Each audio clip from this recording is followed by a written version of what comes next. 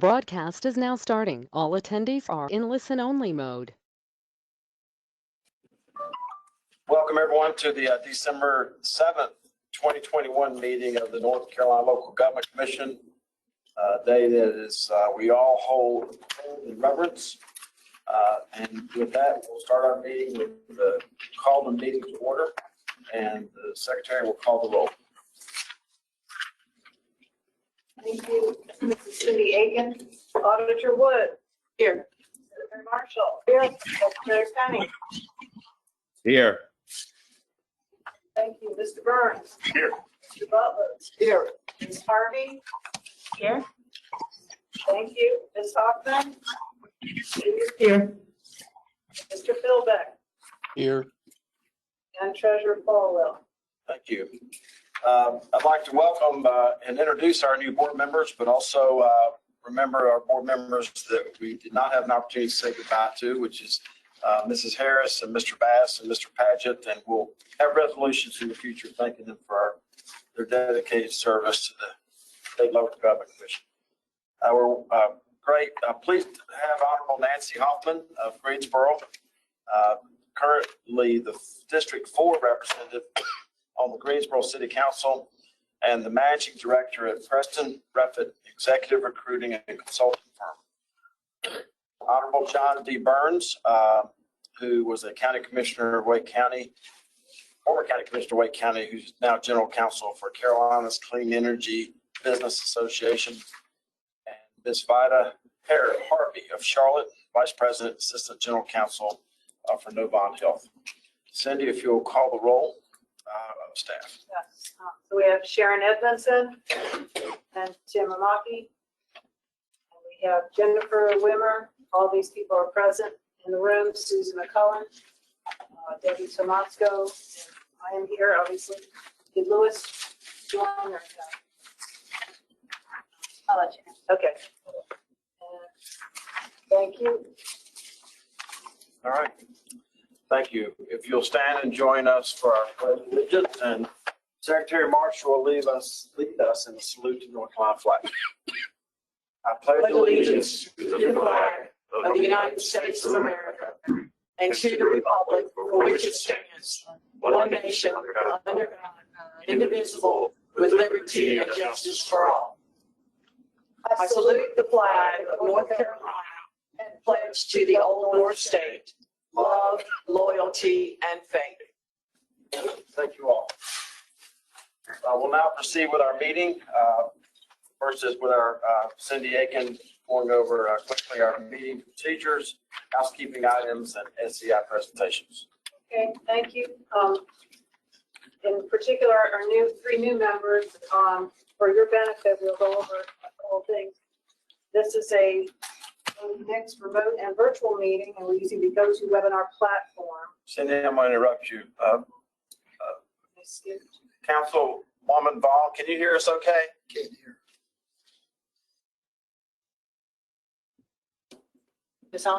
Mrs. Vaughn, can you hear us okay? Hoffman, I'm sorry. Oh, yes, I can hear you fine. I'm sorry. Oh, we did the same thing. I was. Fine. You've been called Vaughn and she's been called Hoffman before, so I'm sorry. And Ms. Harvey, can you hear us okay? I can, thank you. Good. And I'm sure Mr. Penny, and we've heard Mr. Philbeck, so I'm sure that's good shape. All right, proceed. Thank you, Treasurer. Even though we are recording this meeting with the intention of publishing it on our website, but the written minutes will continue to be the official record of the meeting.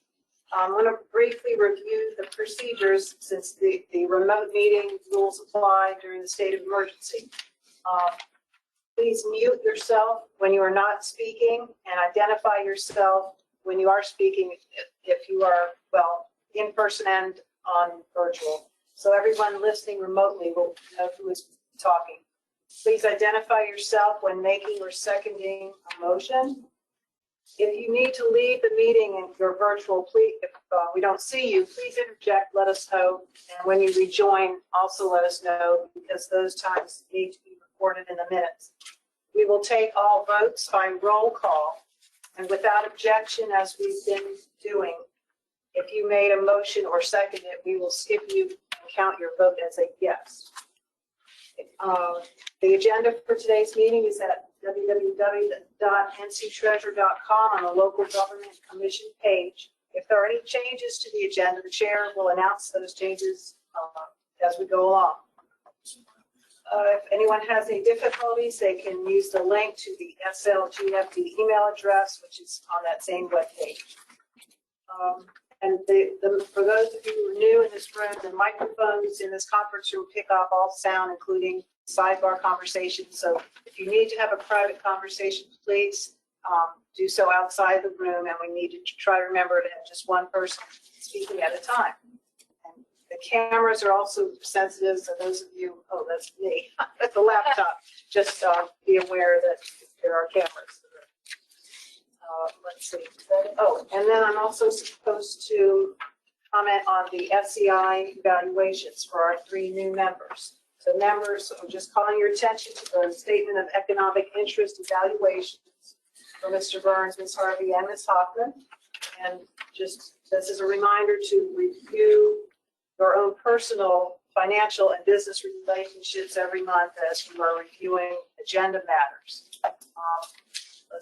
Just remember to be aware of any actual or potential conflicts of interest. So just in particular, the State Ethics Commission has noted in Ms. Hoffman's evaluation a potential for conflict due to her position on the Pro City Council, and as well a potential conflict of interest noted for Ms. Harvey due to her employment by a healthcare company and her spouse's position as an attorney with the Robinson Bradshaw Law Firm. If you ever have questions about conflicts of interest or anything else, just never hesitate to contact me or Laura Rowe, our compliance officer here at the department. The purpose of this is to record in the meeting minutes in accordance with the State Government Ethics Act, these evaluation forms. And that's it, unless anyone has questions. Any questions? Thank you, Cindy. We have a conflict of interest statement. Please take a moment to review the agenda. I'll be making one motion to take the Harnett County Board of Education financing agreement off the consent agenda and voting on that separately. Does anyone have an actual potential or the appearance of a conflict of interest as the matters that are before us?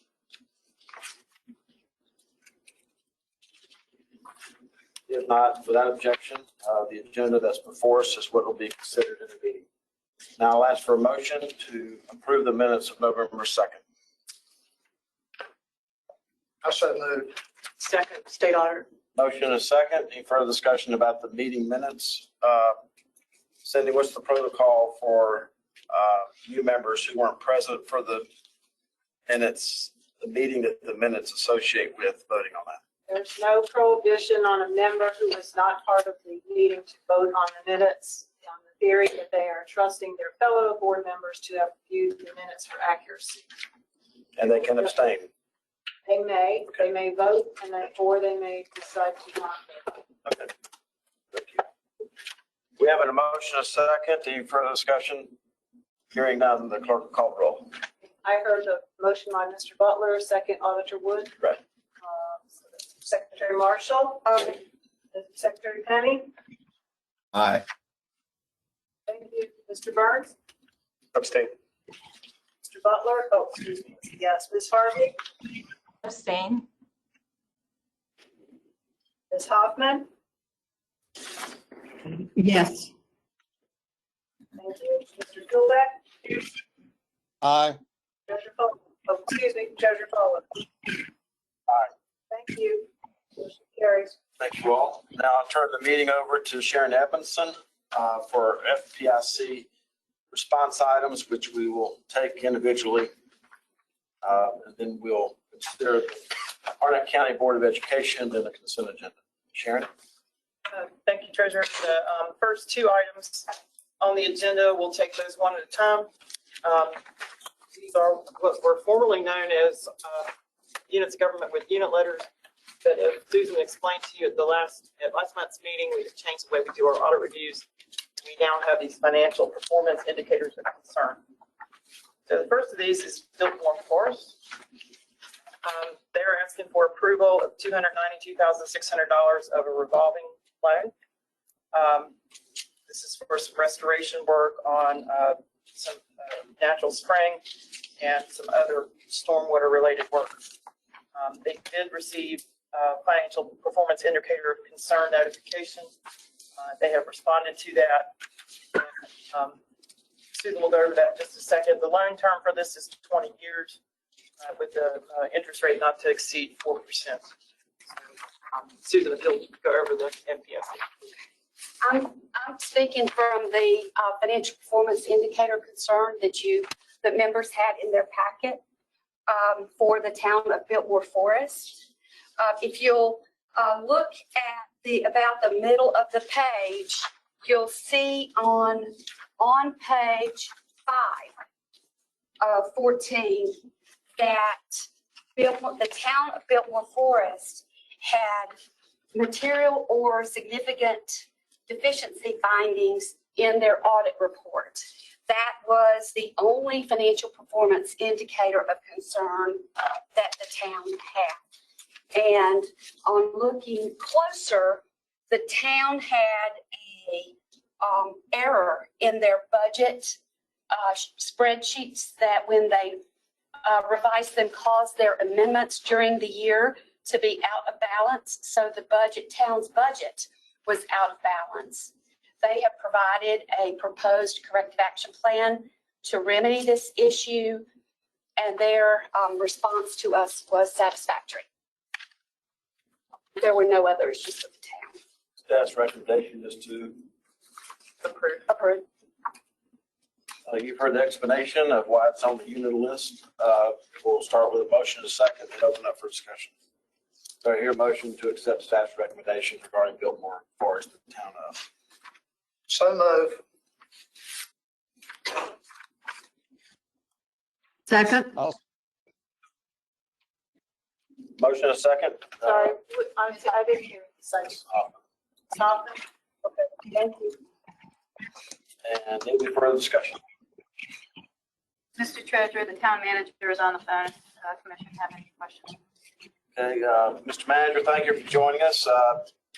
We have a motion, a second on the floor. Any further discussion by board members? Okay, hearing none.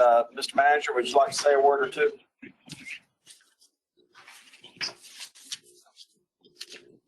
Yes, thank you all for having me here today, as well as just reviewing this for us. And I do appreciate the LGC staff working with us through this and helping us figure out what we needed to do in terms of making sure that this was appropriate response. And certainly any other feedback we're happy to take into consideration and move forward with as well. Thank you. No further discussion? If not, clerk call the roll. That was a motion by Mr. Butler, second Ms. Hoffman. Auditor Wood. Aye. Secretary Marshall. Aye. Secretary Benning. Aye. Thank you. Mr. Burns. Aye. Ms. Harvey. Aye. Thank you. Mr. Philbeck. Aye. Thank you. Treasurer Fuller. Aye. Thank you. Now to the city of Lexington. The city of Lexington is asking for approval of a $5,310,000 installment purchase contract to purchase. Could someone put their phone on mute, please?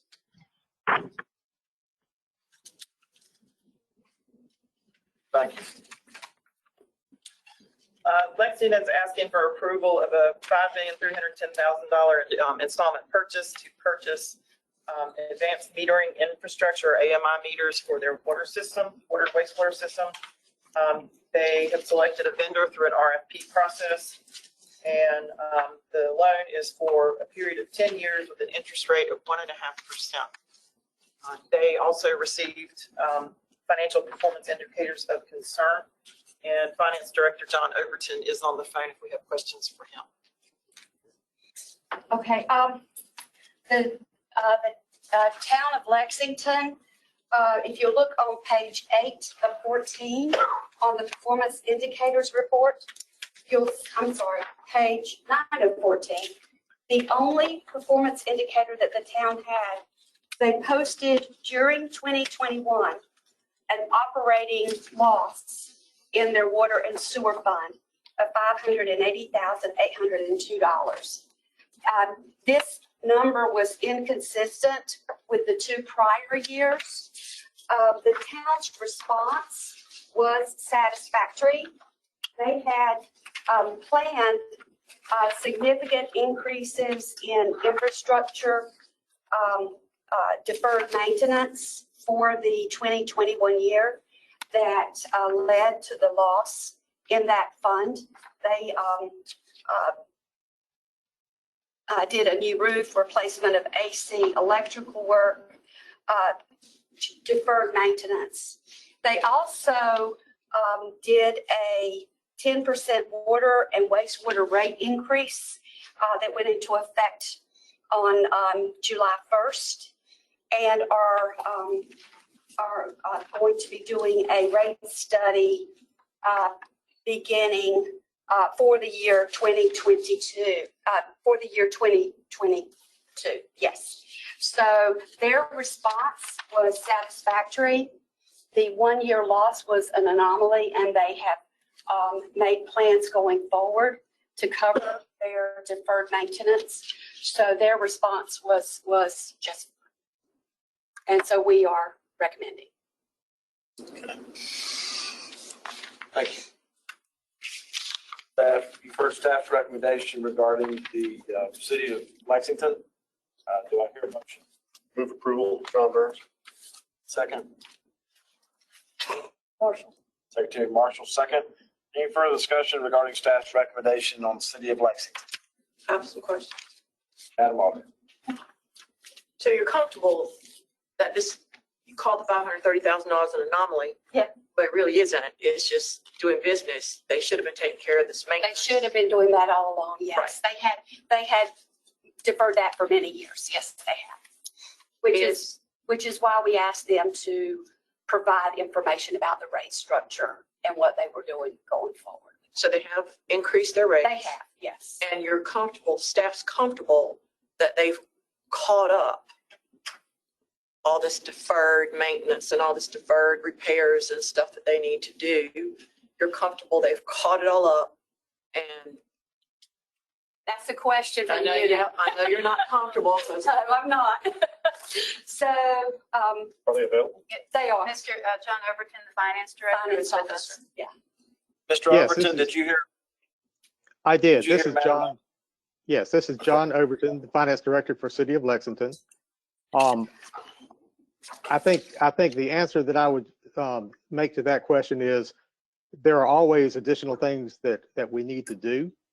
And that is one of the reasons we're planning to have a water and sewer rate study. We are managing when we implement these deferred maintenance things so that we can do them with existing reserves that we've built up over the years. One of the primary and critical reasons that we're doing this project now is because it is essential that in the long term, the water and sewer ratepayers pay for the cost of the system and pay for the cost of maintenance activities and upgrades to capacity and things like that. This is to replace our aging metering system so that going forward in the future, we can make certain that the ratepayers are equitably being charged for the cost of this system. that was not my question. Okay, we have not completely caught up with all maintenance activities. Thank you. And how much more is that? I think we'll probably have another 400,000 or 500,000 this year, and then we should be caught up until we need to increase capacity. Is that going to throw their fund balance in negative? I mean, their net, I call it net income, you know what I mean? Yeah. In a negative again? I cannot answer that question. That's something that Mr. Overton would have to answer. So Mr. Overton is your maintenance and to catching everything up, is that going to throw you into a negative again? We may have a slight negative. We don't anticipate it being to the degree that it was in the fiscal year that just ended. And then after another year, we expect it to be in the positive again. Burns. At the last sentence of your letter, sir, this is John Burns. It's anticipated that in the long term, successful implementation of this project will result in incremental positive cash flows. As I understand, we're voting on whether to approve funding for the loan that would fund the AMI project. Is that right? That is correct. Would implementing that project help you? In what way will that help you avoid the type of negative balances that we've seen last year and this year in the future? I don't know how much. Yeah, I don't know how much members of the commission know about water meters, but typically as water meters age, they become less accurate. And when they become less accurate, it's never less accurate in charging more consumption than it's actually used. It always loses consumption. Our meters are approaching the age where they are going to begin failing. So we need to replace those. And we probably already are losing charges due to unbilled consumption. You typically expect to replace meters after about every 15 years.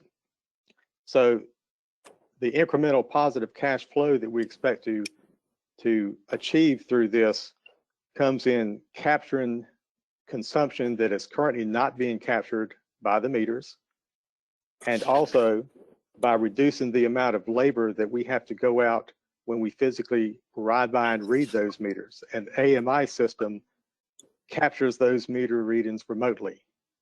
So we'll avoid labor costs in going out and capturing meter reading. So that's why I make the statement about the incremental positive cash flows.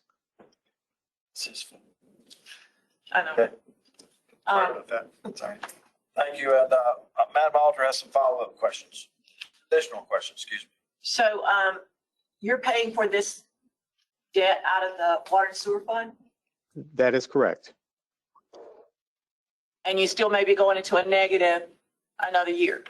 One more year, that's correct. And the problem is, they always wait till everything breaks down to the point that they got to come here and almost force our hand to approve their debt, when in reality, they got numbers looking like this. So you'll see my frustration as we move through meetings when they're not taking care of their assets like they should. And then again, I know new water meters are more efficient. I know that. But right now they're sitting here with $500,000 negative income, and they're going to come up with another negative income for the next year to come. So reason for my questions. Are you transferring money from the electric fund into the water and sewer fund? No, we are not. Okay, thank you. Burns. Thank you. I have one comment. Follow up, the Alder Wood. Have you ever done what Alder Wood asked you if you're doing currently? Have we ever transferred money from the electric fund to the water and wastewater fund? No, we have not. Because they got a hefty income. Even though they reported a $500,000 loss, they still have almost $6 million in working capital in the water sewer fund. I was looking for that in this information. That would have been helpful. So noted. I had no idea what this did to them, how bad, how much it brought them down. So, I mean, it did drop their working capital some, but they've sure, got a but lot not, to go. they still have quite a bit. So even if they hit another negative year, they still have plentiful working capital. Okay, thank you. So noted is better than a noted. Okay. Right, John? All right. With that, sorry, a little lost track. I got a motion in a second. Yes, sir. Have discussion. Further discussion. Okay. Hearing now, clerk will call the roll. City of Lexington, that's motion Burns, second Marshall, Alderwood. Secretary Penny, Aye. Mr. Butler, Ms. Harvey, Aye. thank you, Ms. Hoffman, Aye. thank you, Mr. Philbeck, Aye. Treasurer Falwell, Aye. thank you. Thank you. Before we go into the consent agenda, do I have the OPEB GASB report? So good. Do you need a copy?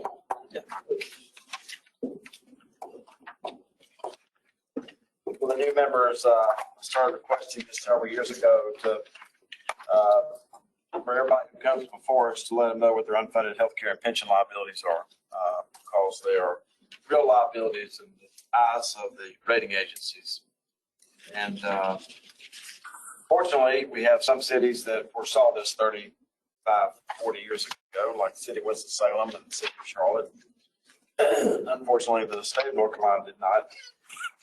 But anyway, you'll start seeing this report, and obviously the OPEB liability is associated with healthcare, and the GASB liability is associated with pension, either typically involved with the elders, the local government system. So that, Question for clarity matter. The performance indicators of concern, I get my material by FedEx to my house. Coming in black and white, it was a difficult time comparing what I thought were the key places were. Could they come in color? Then we'll be in color next month. Yeah. We realized that after we had, kind of after the fact, that it'd be better if it was in color. And one other question for clarification. Yes. The issue performance indicators will be in pink. Sorry. The issues, the indicators that are a problem, They're not red, they're pink. they're going to be in pink, We, apparently that is or that is red. that's as close as we could get. Gotcha. Just, just want to make sure I knew what, I thought that's what they were. Mine were in color. I had the same And I thought that's what it was, and I thought, well, not, it's not a bad thing, but obviously for this, it will be. Yeah, we forgot to ask the General Assembly for money in the budget for better color. I can do pink. I just well, want she likes red, so Well, what? I know, I just want the dark color. It just looks better. all I have is different shades of gray. Y'all just, I'll hold your report next year. Gosh, I didn't say that. Go ahead, Mr. Treasurer. she said she wants your report She next. didn't say that. I didn't say that. I didn't say that. All right. Wow, now I'm ready. So, She started it. All I'm asking, before we determine the color, if the two of you would just let us know what color you're going to be wearing, so we make sure that we don't have a conflict between the pink. That'd be great. Because there's a lot of great information, these performance indicators, but given the time, drawing my attention to the ones that are an issue is awesome. I mean, I appreciate that. And I did learn last night that there is a law, for example, for automobile dealers to take a copy of your driver's license, which is necessary to get a title if that is in color. So make sure before we do it, that's actual law on the North Carolina books. determines underage drinking. No, I mean, no, if you go and buy an automobile and you give the driver's license that they have to send with the title, that driver's license has to be in black and white, not be in color. The driver's license on the copy. That makes sense, yeah. So anyway, they're going to try to get that changed. All right. Now we're on to our consent agenda. I have one question about the city of Winston-Salem. We are going to have no objection to Hartnett County Schools, and I'll explain in a moment. You see the consent agenda before us. I have a question about the city of Winston-Salem. Does anyone else have a question about any other items that are on the consent agenda? Point of clarification, Harnett's pulled off. As a separate voting item.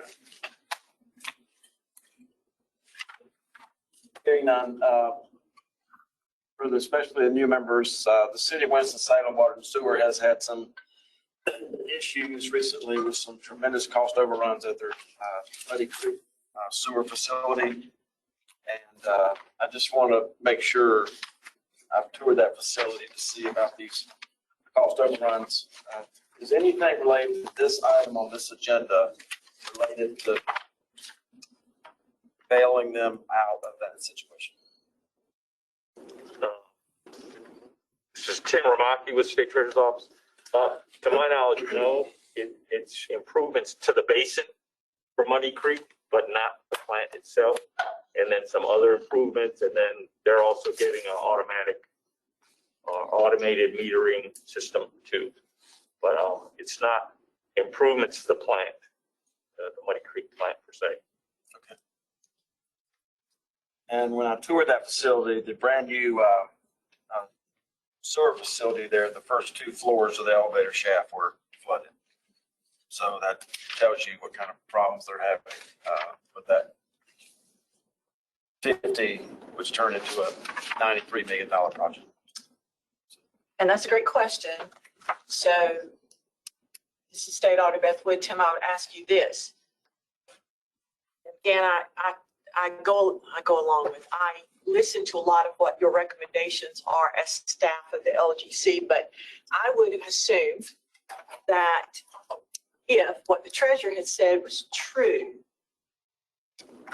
you're getting plans and quotes and different things to back up the monies that are, and in this case, being refunded. I mean, for refunding. You would have caught that in your reviews if what he's saying were true? Right. So we get a listing of not only we get a listing of all their capital projects for water and sewer. And then they identify which ones they plan to spend the bond money on. So, and so that helps us answer that question. Okay. Would I have worried about needing to have asked that question? Or would you have already brought that up, given your review and the staff's review? And I guess we probably would have brought it up because I know it's been on your radar before. In fact, that was one of the first questions. Were they going to put any money into that treatment plant? And in the newspapers. Yeah. well, and again, I worry about the things that I'm assuming you guys are reviewing that may not be reviewed. And I just assume that you are. So I worry about the things that I don't know about that might change my mind about something. So I'm just trying to get my arms around how much y'all do, given that we depend on so much of what the work y'all do. Thank you. One more general question regarding all the special obligation bonds dealing with beach erosion control. I know that this was not only agenda last time because there's some permitting and approval that needed to take place either with the local government unit or the Corps of Engineers or the actual contract to do the dredging. Is all that secured with all those projects? Yes. So as they actually got all their Army Corps of Engineer permits at the end of last week. They also had they have to have a permit to go out to sea and actually dredge, and they lease that offshore site to get sand from. That's been approved. And then the contract was extended through the end of the year to allow them to, get the permits in time to do the project. And the analysis that I'd asked for previously about the efficacy of dredging and, you come back, supposed to last, you can't control Mother Nature, but you come back a couple of years later and it's all going to be done again, but then sometimes it opens up even further. Is that going to be part of our ongoing process to, I'm not as thriving as these beach communities are. I'm just not sure they can continue to constantly borrow millions and millions of dollars to throw sand from one place to another, only to have to come back and do it again. So. Well, they take that into consideration as you see the financings. So in the projects that are being looked at today, there's two different types. One is more or less a 5-year maintenance. And so that financing is over a 5-year term. And then the other is actually restoration of what was destroyed by the hurricanes, and they got FEMA money to repair the beach. And so 2 of the towns are doing those projects. Those are either be 1 or 2 years. And essentially it's grant funds that have to be reimbursed, And so for cash flow reasons, they're borrowing now. They'll get the grant money from the federal government and repay those loans. The other loans are just 5 years because they know it's not going to last forever. It's just the nature of the beach. One of the towns with a project similar to what? Hang on, we all know who you are, but identify yourself for the record. I'm Biff McGilvery. And in fact, one of the towns, and I forget which town it is doing a project pretty much out of its own pocket because they establish cash flow resources through occupancy tax, some ad val tax, and they build up a revenue stream that hopefully will be able to accumulate the money they can spend every 5 years as opposed to having to borrow for all of it. Thank you. Mr. Butler. Tim or David, when you said they had to go out further in the ocean to get the sand, has the source of their sand been changed as a result of different interpretations of where sand can come from, like down at Wrightsville Beach now? Is that an additional cost to these towns? I'm not sure where they got, because I think this is their second major project, maintenance project. I'm not sure if it's the same, dredge site as before. It could be because the sand has to be it has to meet the criteria to be able to be placed on the beach. It's not just like regular sand. And in fact, we're working with North Topsail Beach right now for another project that'll come probably next month or in February. They're actually using sand burrows, pits that are on shore and are going to truck the sand in. This is actually dredged. So they've got a dredge. They go out to the ocean. They vacuum up the sand and push it onto the beach. So the source just depends, and I'm not sure. Has Wrightsville Beach talked to you yet? Is they changed the source of the location of sand at Wrightsville Beach, and it's going to be a tremendous cost for the beach to go further out into the ocean. They'd been getting an exception at Wrightsville Beach for where the source of the sand was. And I just wondered if the beach is up in Dare County, are y'all still able to use the same source of sand, or have you been moved to another source of sand? It's my understanding that they're using pretty much close to where they have been dredging in the past. Okay. As Tim said, they're doing something else, and down further down the coast, rather like in North Topsail, they are actually they're mining the sand and bringing it in down the road. Okay, thank you. Any further questions? Hearing none, entertain a motion to approve Blowing Rock, Town of Blowing Rock, all the way through Orange Water and Sewer Authority. Is that correct? Oh, through Winston-Salem, excuse me. I thought you were going to talk about Hardin. We're going to do a second. Oh, okay, gotcha. So I entertain a motion to go from Town of Blowing Rock to the city of Winston-Salem. State auditor, so moved. Point of information. There's 2 Winston-Salem. There's a financing agreement and a revenue bond. Which Winston-Salem are you? She's doing it down to the city, right? He didn't pull that. You didn't pull Winston-Salem, did you? No. He didn't pull Winston-Salem I was just at asking. all. Well, I know the question, the motion is to approve Blowing Rock through Winston-Salem, and there's 2. That's on the second Winston-Salem. Second. Okay. Thank you. Good question. Coincidence. All right. We're all clear about what we're voting on. So we have a motion from State auditor. and a second from Ron Penny. Okay, thank you, Mr. Kennedy. Any further discussion? Hearing none, the clerk will call the roll. That's the consent agenda, is to repeat, Blowing Rock, miscellaneous action item for Winston-Salem, Wood and Kenny, Secretary Marshall. Aye. Mr. Burns. Aye. Mr. Butler. Aye. Ms. Harvey. Aye. Ms. Hoffman. Aye. Thank you. Mr. Philbeck. Aye. Treasurer Falwell. Aye. Okay, now we'll go back to Harnett County Board of Education, especially for the new members. Always had looked at the guaranteed energy savings contracts with a little bit of increased scrutiny, not because of the virtue of what they're trying to do, but in many ways because of the way they're being financed. And when this appeared on the agenda last week, there were probably 30 or 40, 50 conversations between different leaders of Harnett County who are on the Board of Commissioners, the school board, as well as part of the local delegation, who initially had some strong objections to this agenda item.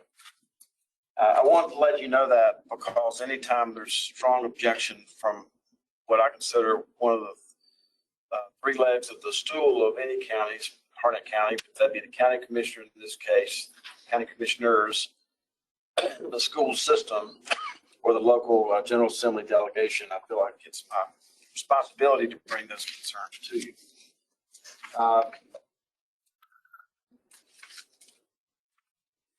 This agenda item remains on the agenda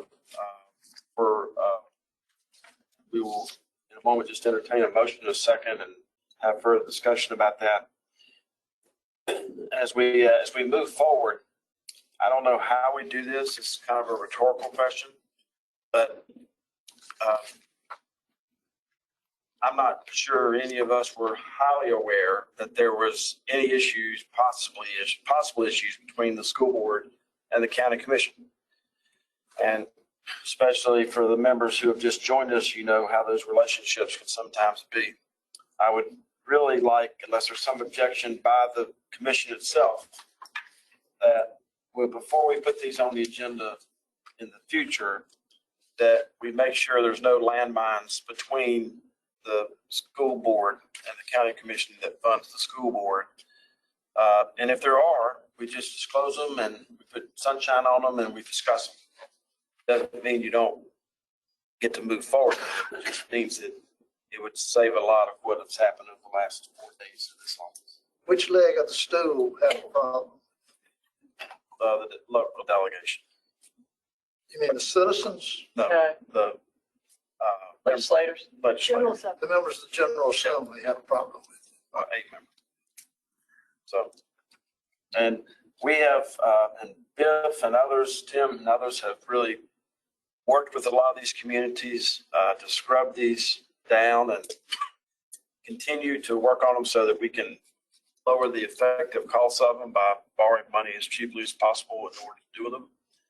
And so I congratulate Biff, Tim, and the staff for how they've worked in the past and even up into including this particular deal of trying to get it done in the most efficient way possible on behalf of the citizens. So, Mr. Burns. I don't know whether this is discussion or related to your point, but begging your pardon on that. What role does the state legislators or the local delegation have in the three-legged stool? I thought this was when we did this in Wake County, there was an agreement between the commissioners and the school board that the commissioners would not basically pull back from the school budget any amount saved, but on the energy performance contract. And once that was agreed to, it was approved by one body, it was approved by the other body, and then we asked for permission from the LGC to borrow the money. Is that essentially how it works? That's a great question. That relationship that you just described does not exist in every county in North Carolina. Understood. So number one.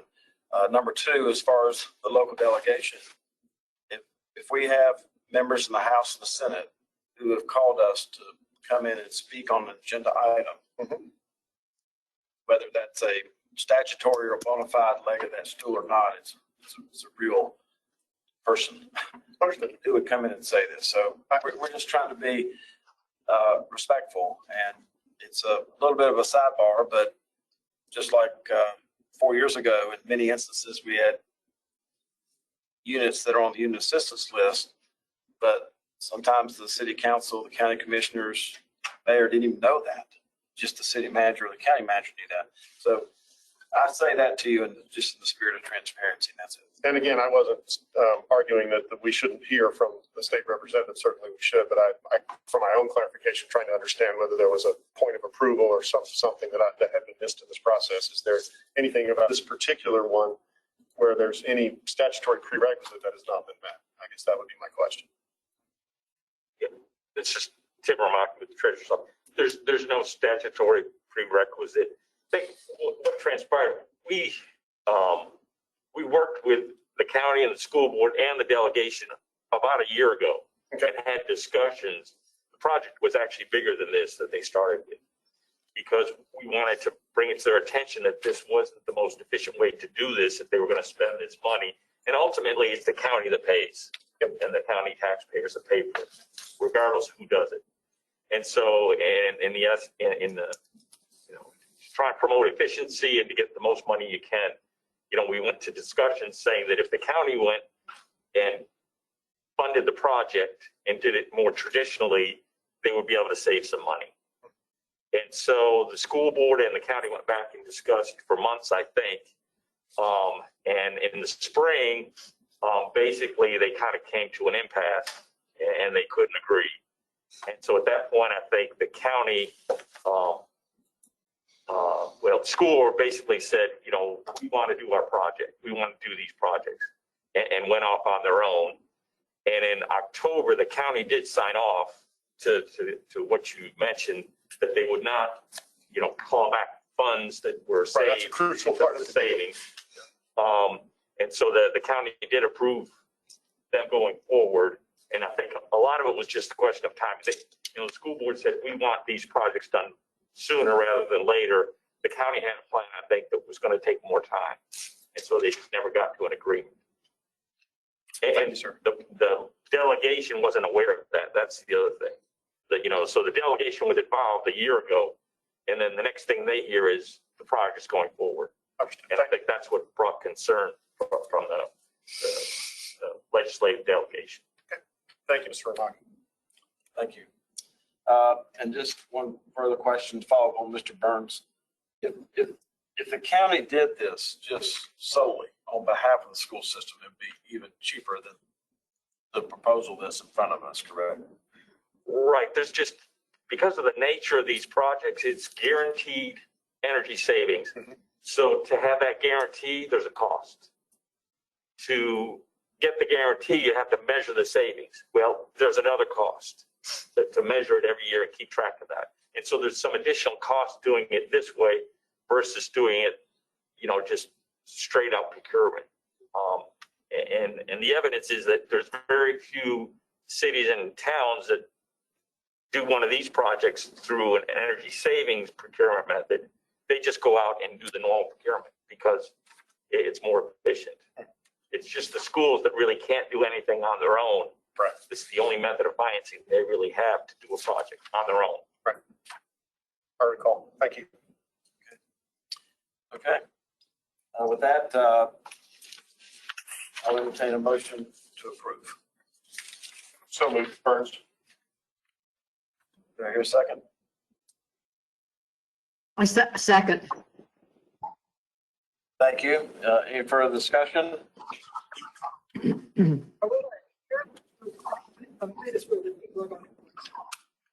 We have representatives of the school and the county. Sorry. We have Dr. Aaron Fleming, who's the superintendent of schools, and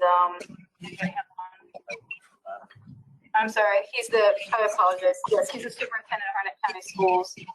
And we have bond counsel on the phone and Ms. Albertson from Schneider. The vendor, Schneider Electric. Dr. Fleming? Would you give them to me, please? Could everyone else mute your phone? And Dr. Fleming, you have the floor if you'd like to say something.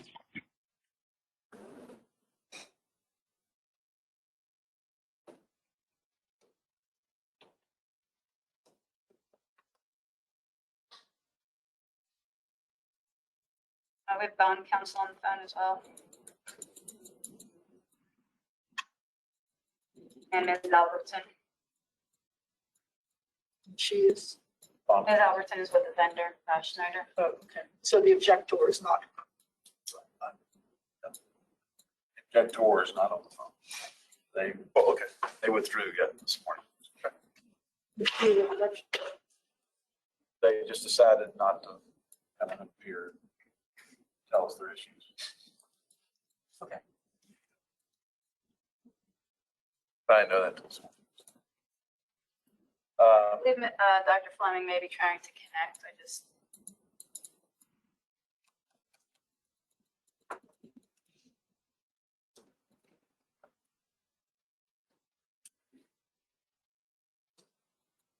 Dr. Fleming? Here's their reason. What's it said?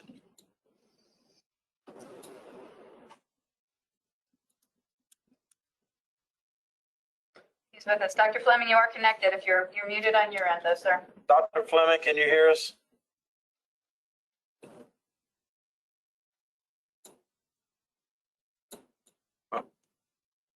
Without objection, we have a motion a second on the floor. Any further discussion?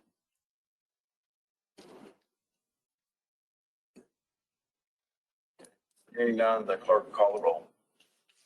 Harnett County Board of Education matter, I heard Mr. Burns, second, motion, and I believe it was Ms. Hoffman, second. Auditor Wood? Aye. Secretary Marshall? Aye. Secretary Dunny? Aye. Ms. Harvey? Oh, sorry. Yeah, Ms. Harvey? Aye. Mr. Butler? Mr. Philbeck? Aye. And Treasurer Falwell? I'll be voting no because I think it could be done more cheaply through direct procurement. Okay, Carries 8-1. the ayes have it. Thank you, members. We're now down to the special obligation. Number 19 on your order. These are the non-action items. Just for your information, we have Gates County, the town of Fuquay Arena. Earlier, it took us from Rolling Rock down through 17th and 7th.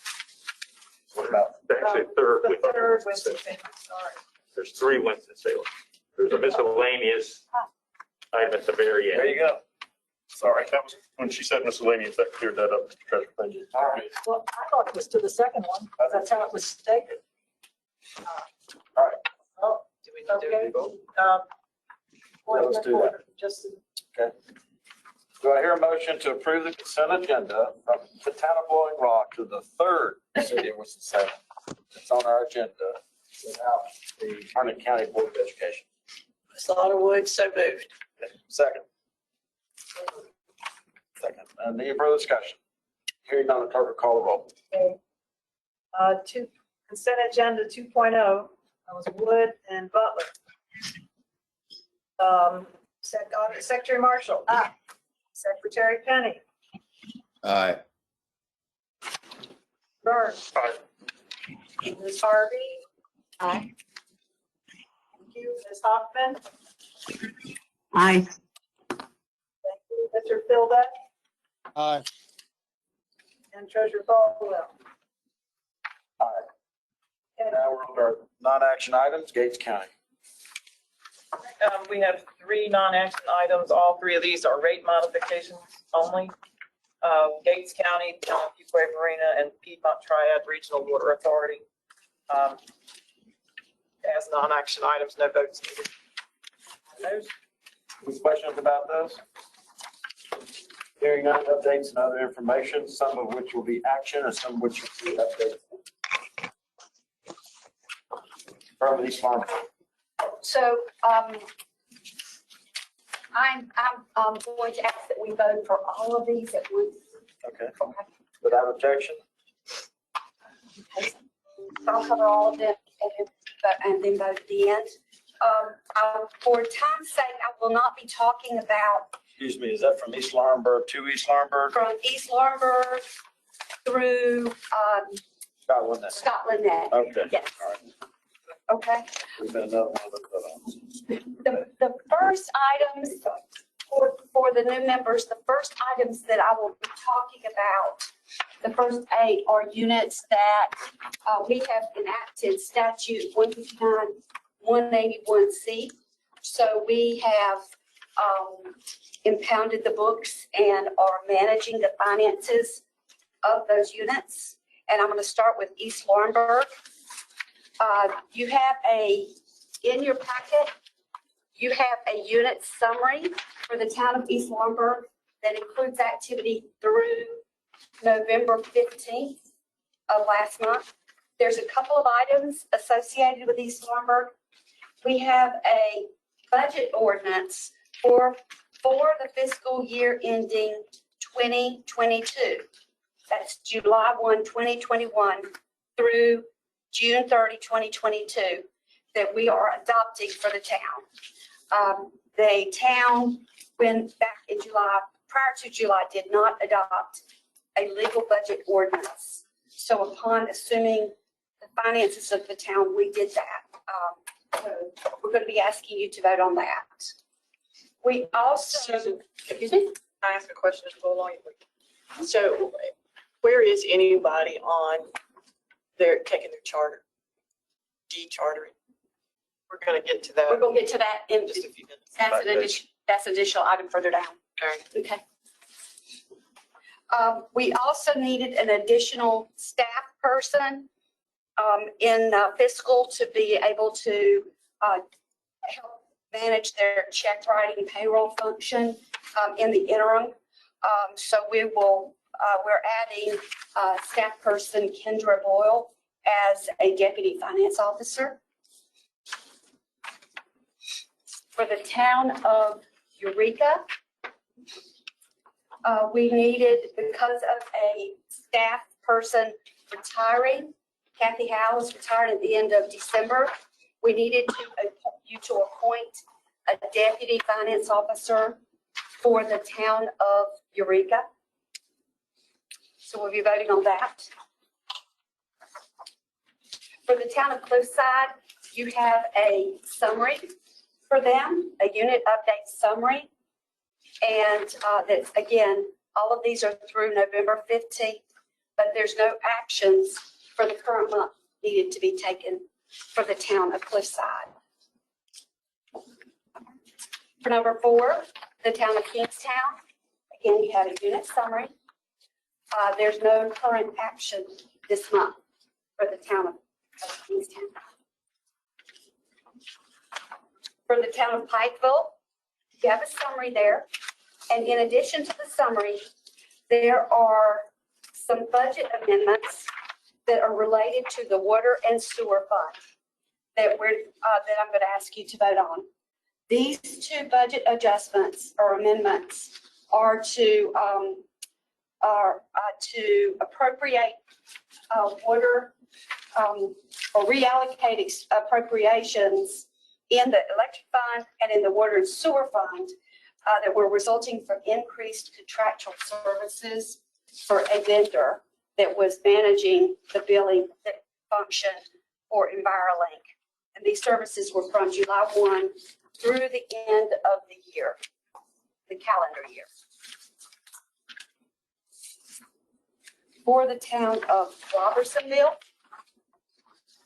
I have some additional, one budget amendment that I need you to vote for related to appropriating revenues for system betterment that has been provided to the town by Electricities for electric fund supplies.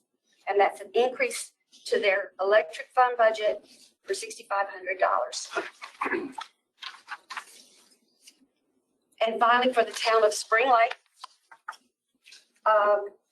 3 items that I'm going to need you to vote for there. We have a resolution authorizing the finance officer, who is LGC staff person David Irwin, to sell fire turnout gear to another local government entity. And we have attached the information showing you they're paying us what we paid for it, what the town paid for it.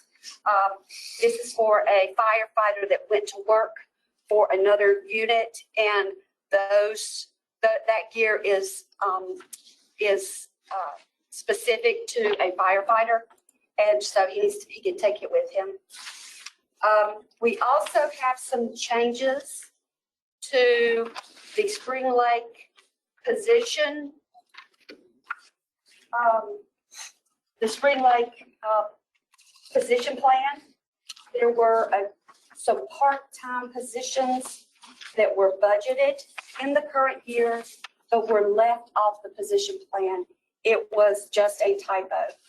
And we're modifying the position plan so it is consistent with the 2020 budget. And then lastly, Spring Lake has various budget amendments.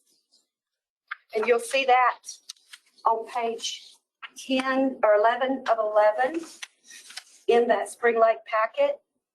And together they are increasing the revenues and the expenditures of the general fund by $8,775. And there's an explanation beside each one of those items. So if you have any questions as you're looking at unit summaries, how these are formatted, what types of work we're doing, any questions about them, please don't hesitate to let me know. Commission members. Do I hear a motion to approve all the action items that are from East Marburg down through Scotland Neck?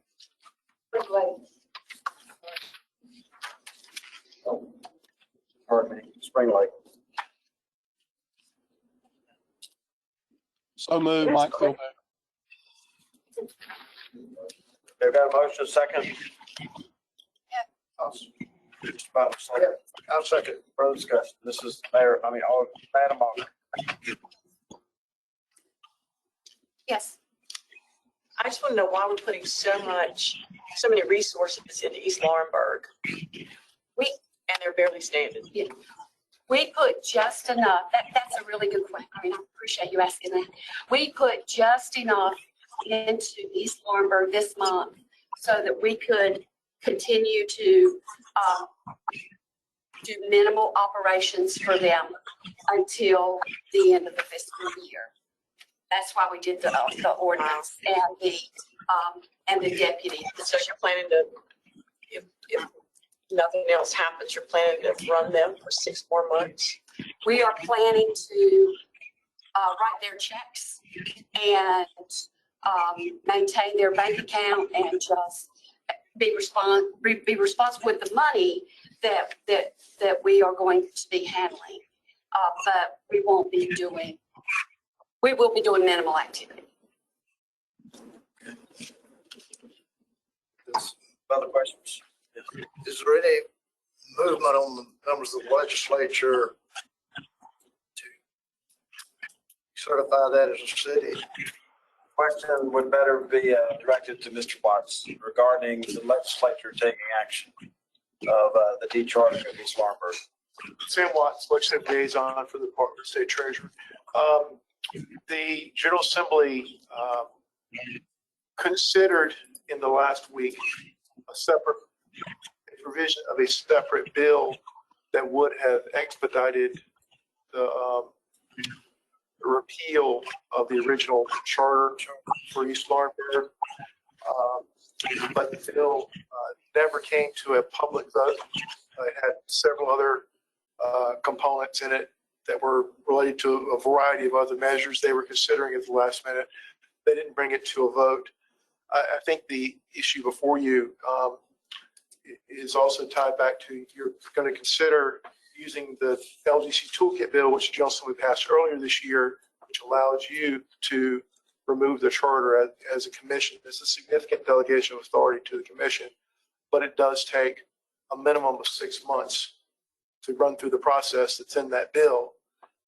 And the General Assembly has, during that time period, has the ability to overrule you in effect and to say, no, they need to, we're reversing the action of the LGC. So I think the message we got informally from some of the staff members at the General Assembly was they really think it's more appropriate, since they've given the authority to the LGC, for you to go ahead and take the action if the commission believes that's the action that needs to be taken. No, they There's gave very it to likely- us because they didn't want to be. there's That's very right. That's right. That's right. Go ahead. I'm sorry, Sam. There are probably going to have to be a couple of technical corrections, as I understand it, that they will have to do in the short session. Because if you work it out, if it's worked out with the county to take over the streetlights, the county has to be authorized to do that. And I think there's another potential correction with regard to collection of unpaid property taxes when the properties are transferred down the road. If there's no longer an entity to which you pay those taxes, that defaults to the county of sorts, but the county may need to be something special on that. We're still waiting on that would have been in the bill that didn't pass. Okay, that's So, all the info I've got on it. If you so there is process to decharter them, and it's up to us. The only thing the General Assembly would be responsible for is vetoing, or turning it, or whatever. and the other technical corrections, if we need them to help out with the provision for the county to be able to manage the streetlights. Some counties are able to already have that authority, some don't. Scotland County does not have that authority. One more question, please. I assume our toolkit lays out very specifically all the reasons why we are reaching this conclusion. The criteria that you adopted at the last meeting. I know, but I'm just talking about documentation of this thing, so that if anybody pulls it and wants a record of how and why this happened, that path will be laid out very nicely in black and white, all the things that they've done for the last 10 years that got them here. Okay, all right. And to answer your earlier question, we will be putting, we have to put staff time into it so that we can, to get through this 6-month period. I get it. But we won't be putting. Right. It'll be minimal. Now, it makes sense now if we've got to run them until we can, until they get decharged, that makes sense. Exactly. And hypothetically, if General Assembly came back in January and tried to do this, it doesn't include them doing it. So if they came back January and wanted to decharter East Laurinburg, and the government has Ahead of us. ahead of us. All right, we have a motion, a second on the floor. Any further discussion? Please, Madam Clerk, call the roll. Okay, excuse me, for clarity, we are voting on two items for East Laurinburg, budget amendment, deputy FO. Eureka, appointed deputy FO, Robertsonville budget, Pikeville budget, and Spring Lake sale of the fire gear, and a budget amendment and revised budget ordinance. Phil Beck and Butler, move second. Auditor Wood. Aye. Secretary Marshall. Aye. Secretary Penny. Aye. Thank you. Mr. Burns. Aye. Ms. Harvey. Aye. Thank you. Ms. Hoffman. She's muted. I think she's muted, but she said it. Aye.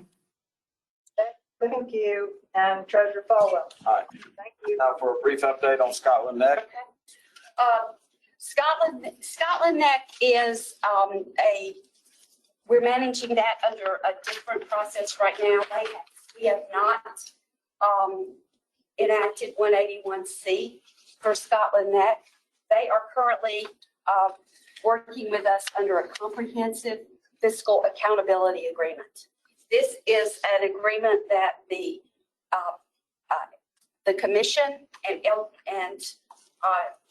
the town have entered into together that details essentially a enhanced monitoring process that we have been engaged with with the town of Scotland Neck for a number of months. We've continued to meet with them monthly. They have complied and submitted the documentation and the monthly reports that we have requested. We are concerned about their level of spending in their general fund and in their water and sewer fund. They are ahead of the proportional year-to-date expenditures where they should be. And after some discussion, we have figured out that it is some grant-related expenditures. So we'll be following up to see how they've managed those this month.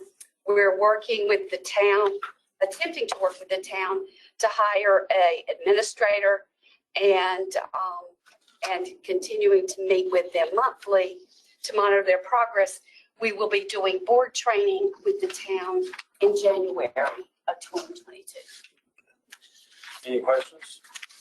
Hearing none, now we have two resolutions as action items, and then we'll go around the horn and move for adjournment. So, Mr. Treasurer, may I mention this last yes. item? Okay. Also in your packet is a report that we have done. This is the first time that you've gotten this. This is a report on limited fiscal accountability agreements.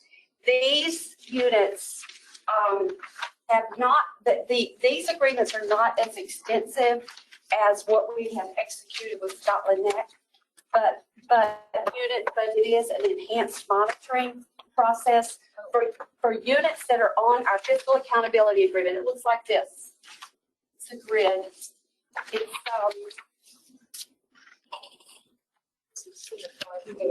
in the 5-page unit update.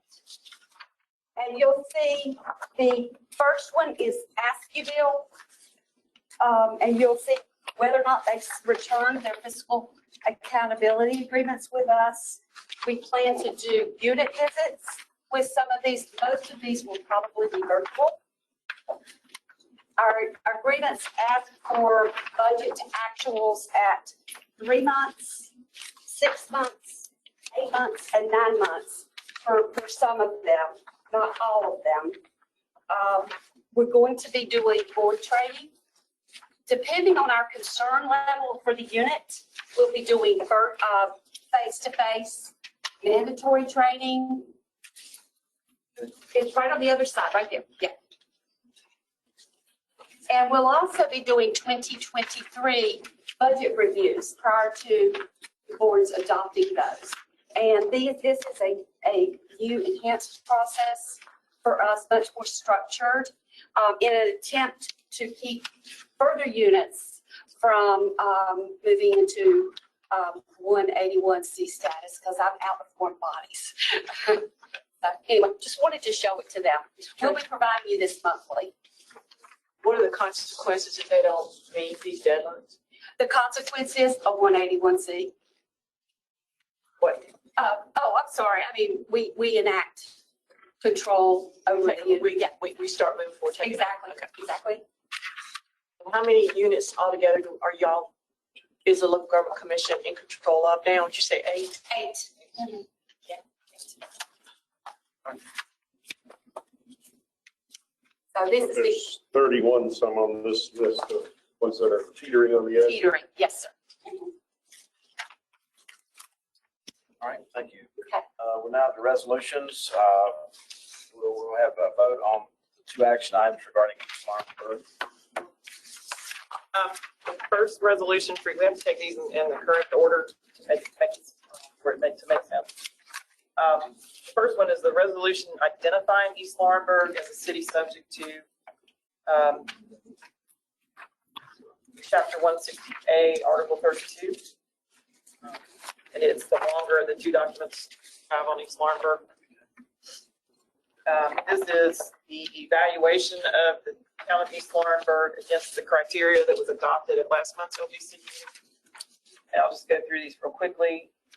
We looked at population trend,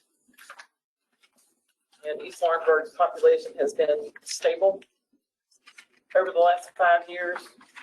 We also looked at the county's population projections.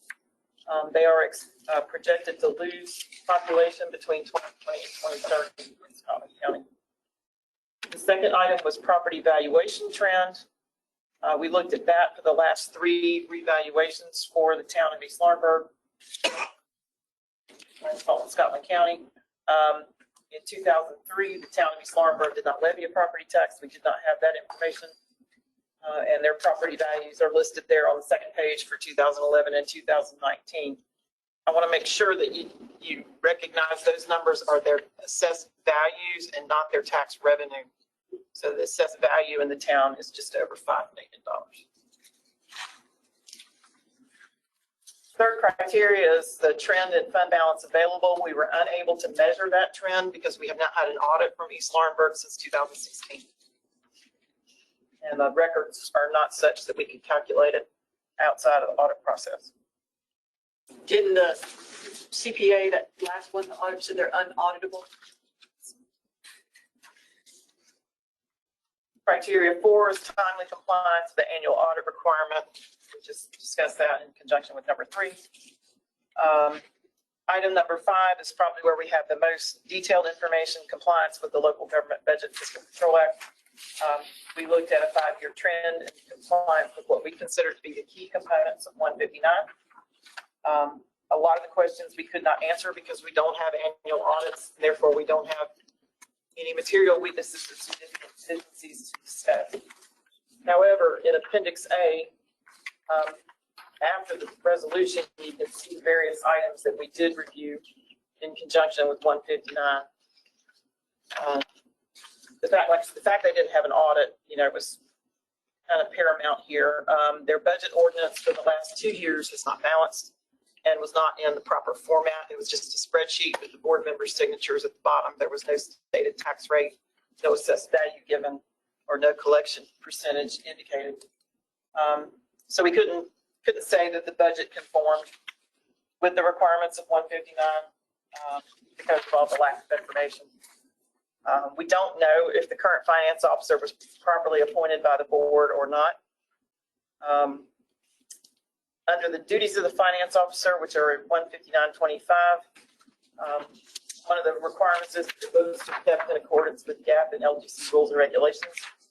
The town is using QuickBooks. QuickBooks basically is a check writing software, and that does not meet the minimum requirements of 159. They do not have a functioning pre-audit system, so they're not monitoring what they believe to be a budget against the checks that they're writing. They don't provide any kind of interim financial statements to their board.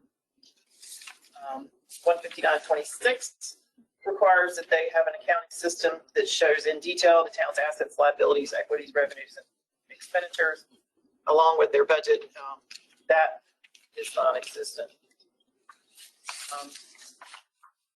We could not determine if the board had ever adopted an official depository. They have caught up the last 2 years of LGC Form 203, the report of cash and investments, but those were all filed late, and we were missing reports for 18 and 19 for those. And again, the fact that we haven't had an audit since 2016. The last criteria was governance. And we looked at trends in engagement in city governance, measuring those by long-term vacancies on the board or lack of participation in elections or declared candidates for open seats. The last 4 elections are shown there. You can see the number of votes that were tallied for each position in each election. This last election in 2021, the mayor and all 3 open council seats were elected 100% by write-in votes. They only had 1 declared candidate for all 4 of those positions. So the end result of this resolution is that they have met the criteria to be subject to Part 2 of Article 32 of the Transitions for Unsustainable Cities Act. And assuming that this is approved by the commission, we will notify the city, or the town rather, within 10 days of the establishment of that. All right. So vote on these separately.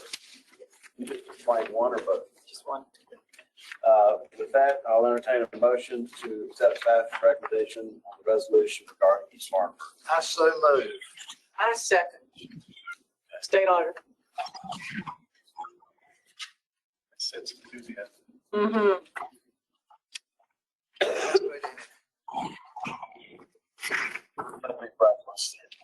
Any further discussion? Can I ask a question? Sorry, this is Ms. Harvey. This is Vita Harvey. Yeah, would, someone else mute their phone, so Ms. Harvey can have the floor, please. Thank you. With respect to these 6 criteria, just for my information, how many of those have to be met before a city is subject to this transition for unsustainable cities designation? This is Sharon Edmondson. We did not establish a floor number of criteria that had to be met, but they have to all be evaluated. And then it's up to the commission to make a decision based on the results of that evaluation. Okay. Okay. And go ahead, Ms. Harvey. yeah, and where we weren't able to ascertain compliance, is the assumption there non-compliance? For me personally, it would be, given their history. Okay. And thank you. May I speak? Madam Augur. And Ms. Harvey, the LGC, I assume you know, works almost hand in hand with these units. So they have a history with this unit for 10 years now of non-compliance. Right. Mm-hmm. Okay, thank you. No further questions. We have a motion, second, enthusiastic on the floor. Clerk, call the roll. All right, that was, this is the resolution to identify Spartanburg as a city to transition by LGC. Butler and Wood. Secretary Marshall. Aye. Secretary Kenny. Aye. Mr. Burns. Aye. Thank you. Ms. Harvey. Aye. Thank you. Ms. Hoffman. Aye. Thank you. Mr. Philbeck. Aye. Thank you. Treasurer Falwell. Aye. And again, this is Cindy Aiken. If any member have any other specific questions about that legislation, the General Assembly established a new article in 160A, cities and towns. Just let us know if there's anything that you didn't understand about the legislation. All right. Next to the second resolution regarding Town of Kingstown. Thank you. The next resolution is the actual resolution to dissolve the town of East Laurinburg and transfer the assets, liabilities, and other obligations of the town. Quite honestly, this has got a lot of whereases and legal language in it. Basically, what it boils down to is that we evaluated the town, and the resolution uses just adopted, put them into the category where we could move forward with dissolution. We've established that the town provides no essential services to its citizens, has no outstanding bonded or other long-term debt. We don't believe the city's financial affairs are sufficiently stable to continue, and that it is in the best interest of the city and the state to transfer the remaining assets of the town to another local government partner and dissolve the town as of June 30th, 2022, which is the earliest we can do it in accordance with statute. We have heard staff's recommendation. Motion. I so moved. Second. Motion is second. Any further discussion? I do have a question, Cindy's Overture, about this. In reading this and what I knew about it, I thought that when we did this, come the time, the end of the fiscal year, it would be dissolved. It seemed to think from the conversation that we had on the prior situation that there would be another step. Is there going to be anything we have to do at the end of the 6-month period? I was sincerely hope not. We've never done this before. I know. And under the statute, there are additional actions for the commission to take. There'll be steps for staff to take to help wind down, address some of the transfer of assets and things like that, once so directed. Recognize Sam Watts. Sam Watts, Legislative Liaison. Madam Secretary of State, there are a couple of items that have been identified by the staff that are part of the shutdown procedures that might require technical changes to other laws. The streetlight issue and potentially dealing with the unpaid taxes. And so those are things that, since this is the first one, that we're learning how to anticipate those. That won't prevent the action that you're taking today, is our understanding. It's just that would potentially, if that doesn't get passed, then it's questionable whether Scotland County could keep the 4 streetlights open or 4 streetlights on. But most likely, I don't think anyone would challenge that. So. Or any of those kind of conditions are going to keep it from happening on the first day of July, the 30th day of June? We're not aware of anything that's going to stop this from passing on July 1st unless the General Assembly explicitly overrules the LGC. It would just be contingent, what we might call loose ends to tie up. Correct. We have a motion second on the floor. Any further discussion? Hearing none, the clerk will call the roll. Yes.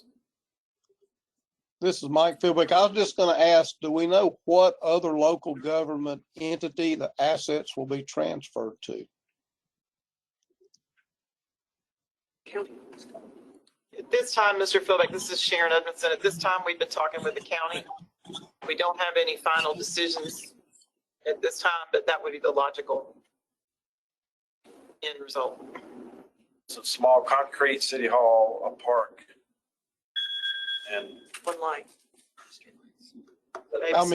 How many street lights, and if they're going to be kept on, and if the county doesn't provide them elsewhere in the county, does the county then have an issue of providing street lights in one part of the county but not the rest?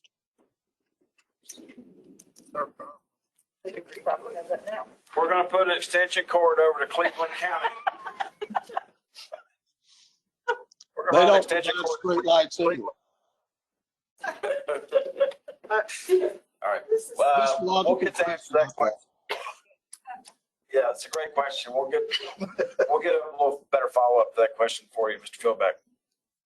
This is Cindy. They could probably establish a special streetlight district.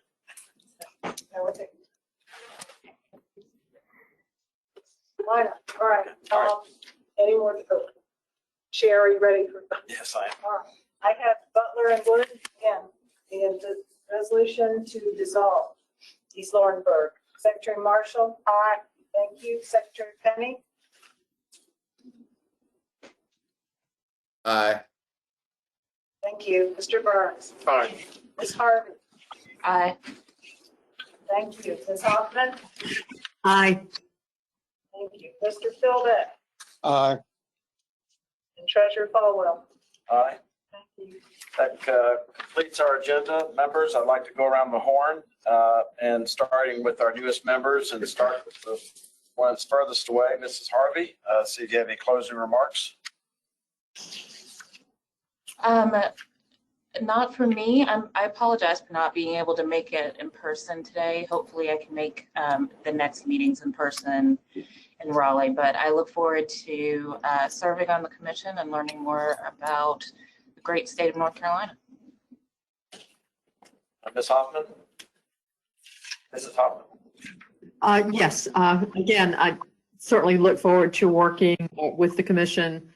The work is certainly vital and integral to the financial aspect of our state. This happens to be a city council meeting day for me, so I don't know when I would meet with you in person, but hope to at some point. Mr. Burns? Thank you, Mr. Treasurer. I look forward to working with all of you. Having served for 4 years as a county commissioner, this was always the body that we voted on something and it went away to the LGC, and then it came back a few months later and we really didn't know what happened there. So I'm really excited to get involved and learn more about it. So, thank you. Mr. Philbeck or Mr. Penny? Just want to congratulate the new members and look forward to working with you. I'd like to welcome the new members also, and I look forward to getting to know you and working with you. Thank you for serving. Madam Alder? A quick couple things I'm sure most of you are aware that Senate Bill 473 has passed through the General Assembly. That is the bill that makes elected officials who abuse their positions as elected officials or appointed officials, it makes it a Class H felony. Right, Sam? And if an elected official ends up abusing their position and ends up owing their local government money, that makes provisions also for garnishing the wages or garnishing monies from this local official. So I'm extremely excited. The bill is now sitting on the governor's desk. I have no indication that he's going to veto it. The deadline is Friday. If he doesn't sign by Friday, it becomes law. If he doesn't sign or veto. If he doesn't veto by Friday, it's law. He could sign between now and then, but again, there are no indications that he is going to veto that bill. So I'm extremely excited that is moving forward. The other thing I would say, just to let you know how critical this issue has become in our local governments. Number one, the local government commission is running 8 local governments, which is most, I believe, in the history of the local government commission. We are now running more than we ever have at any one time in the local government commission. In the state auditor's office, I have 31 investigations sitting in the queue for my investigators to go out and investigate. 31 in the queue, 25 are local governments, and the most of those are cities. So that's just to show you how big this issue has become. The other thing I will say is there are, for those that oppose this bill, it was said that these punitive actions, the Class H felony, the garnishment of wages, goes back 3 years. That is not true. It's not retroactive. It absolutely is not true. And that has been verified that the law does not say that. The other piece is that we've said that this law applies statewide to every local government. And there were opposition that said this only applied to those with a population of 15,000 and above. That is not true. Absolutely is not true.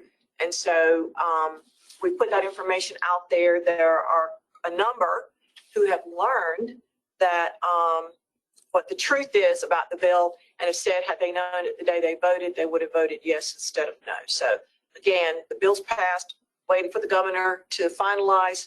I'm extremely excited. I believe it's going to move on and be where it should be, but it's giving a tool now for those who are abusing their positions as elected officials.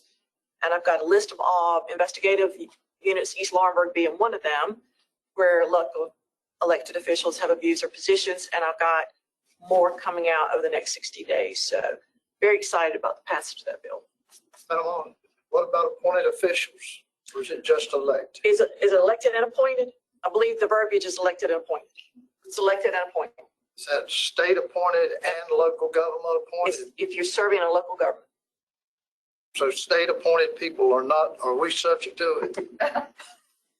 No, this is for local government. Okay. Local There government. was a bill that passed after Speaker Black's situation that I think probably applies to what you're asking about. Okay. Yes. On the state level. On the state level. So that's what And that's what the problem was. There was one on the state level, but never one on the local level. And this one now takes care of the local officials. having chaired the state parole board for a number of years and having dealt with some local officials that came before the parole board, I wanted to get clarification on that. Thank you. Well, I want to join in in welcoming the new members. I'm, since 1997, the longest serving member on this commission. And sadly, some of the issues are not unique. We had cities that, or municipalities that we had difficulties with and took over briefly, but never to the extent of what we're seeing today. Whether it's the economy, whether it's the lack of training on the part of people, and in some cases, it's the lack of vision and integrity on the part of some people. I commend the staff. They've done yeoman's job in the years that I've watched and observed what they've had to do, municipalities in particular. So this is very rewarding work. It's very rewarding to be able to see projects going on and learn about them and how counties are addressing their issues. And we can't solve all the issues, but we can, when the counties come to us or municipalities come to us, we can do some really good public service, which is what I hope everybody in this room is really about.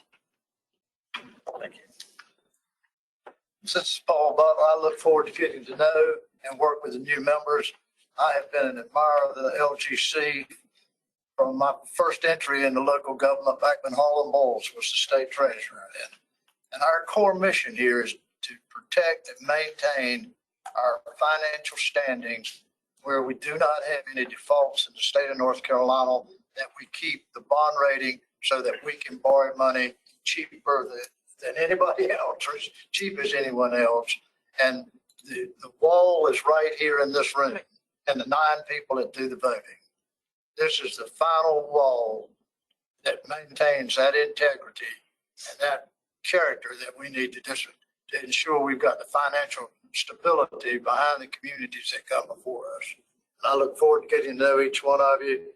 I'm very grateful to have been appointed to this commission, and I find it most rewarding. Thank you so much. Thank you. I want to acknowledge the work that Auditor Wood did, as well as Senator Lisa Barnes, our LGC staff, of course, Sam Watts, regarding Senate Bill 473. It's great news that you just reported about your hunch about what will happen over the next 48 hours. As we have said previously, that we hope this is 473 will never have to be utilized. But unfortunately, we know that's probably not the case. So thank you for working tirelessly. As I sometimes say, this just wasn't in your blood, it was in your marrow to get this done, and it showed. And probably but for you talking about what's right, trying to get it right and keep it right, Senate Bill 473 would not be where it is today. So congratulations. Just a couple brief things.